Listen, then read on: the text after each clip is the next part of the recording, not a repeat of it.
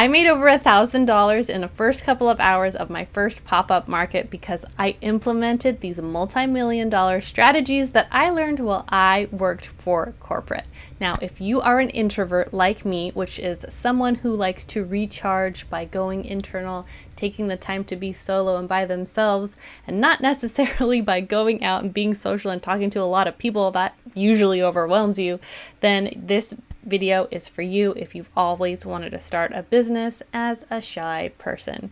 So chances are you are a creative. I bet you have an artistic ability that you love to go deep into and just be secluded and alone by yourself, because that is the best way for you to recharge. Me too. And that's where it all started for me. I have a ton of hobbies.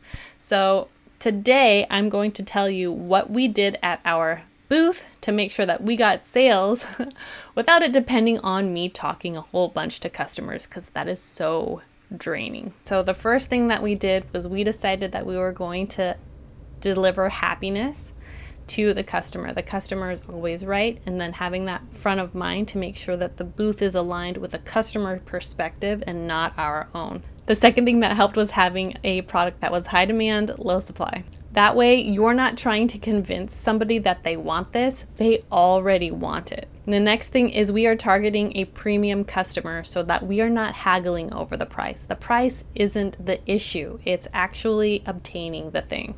And last step is a frictionless process.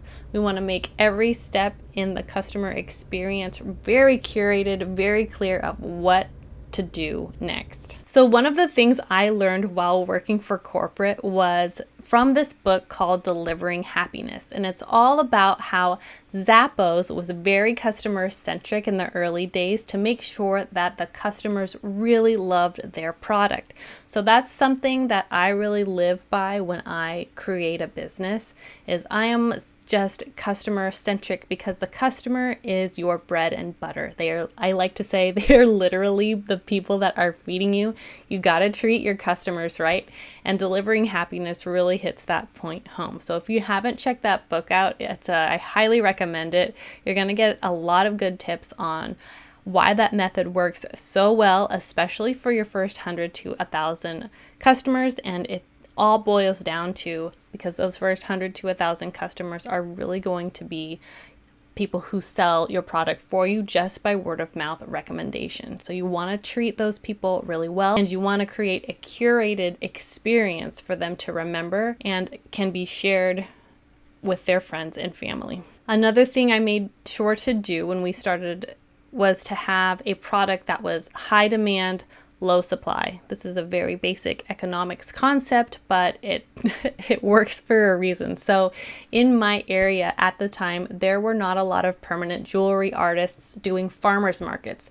There were a few permanent jewelry artists in physical locations, but not a whole lot of people doing pop-up events. And also the permanent jewelry thing was going kind of viral at the time. That was how we learned about it. We saw a video on TikTok and we thought, oh my gosh, we can do this.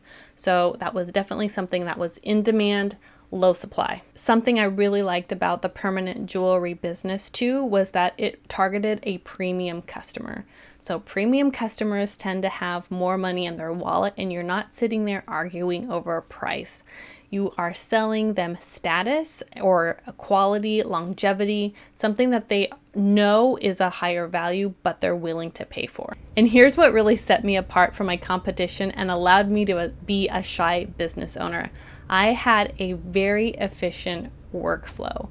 And I couldn't do this maybe 10 years ago just because it wasn't normalized then. But thankfully, with the rise of QR codes, technology, cell phones, all of this could be created just by a single person. If you're having a little bit of trouble figuring out how all of this might fit into the things that you want to sell, I really encourage you to click the link below. It's something I can help you with, and I'd love to learn more about your business. So here's what my workflow looked like.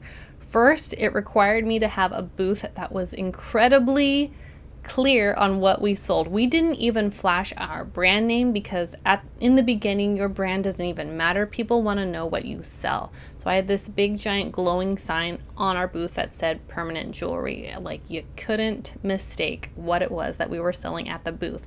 Also, the way that our setup looked like, we had chains and charms, which by itself, if you look at it and you've never heard of permanent jewelry before, you're going to be like, what is this? Are you selling supplies? But it's really not supplies. It's a custom piece that you get to choose, and we make for you on the spot. So also, that giant glowing sign created interest. Nobody else in the market had a glowing sign, and not everyone had heard of permanent jewelry, and that alone just kind of sparks interest, and would get a lot of people to our booth just asking, what is permanent jewelry? They wanted to learn more. I would always wear a piece on so that I could say, it's jewelry without a clasp. I could just explain it like that and show it rather than sit there and talk about it for a long time and try to convince them. People either loved it or they hated it. Some people were like, oh, that's a really great idea. I hate putting jewelry on in the morning, and other people were like, oh my gosh, that's so scary. I don't think I'd ever want that because I could never take it off. So it was also something polarizing. Like, having a stance on something is actually a really good thing in your business. It either repels or attracts your customer, and you don't want to spend time on people who are already like uninterested. So if it repels them right away, that's actually more time for you to pay attention to the customers who want to be sucked in. Love it or hate it, self-checkout was sort of the main theme that I had going on at my booth. These pieces were to be designed by the customer. It wasn't me making a decision for them. It was them deciding what they liked out of the options that I had for them, and then I just put it all together. So it was very personalized, curated, but I wasn't the designer, they were. So I had everything laid out in steps. Pick your chain, pick your charm, I put it together. Pretty simple. And for checkout, I had a QR code. Now, we needed to get consent in order for them to get under our machine to secure the item together. So, and this isn't something that you can always get. This is very niche specific. So if you would like to implement this concept in a different way, I suggest offering a discount code for anyone who signs up for your email list. So the QR code will link them to a place where they enter in their name and their email. That will be given to you so that you can market to them later. And then once they sign up for that, that's $5 off whatever item they are buying. If you like these videos, stick around, subscribe. I'll be coming out with more, and I'll see you in the next one. Bye.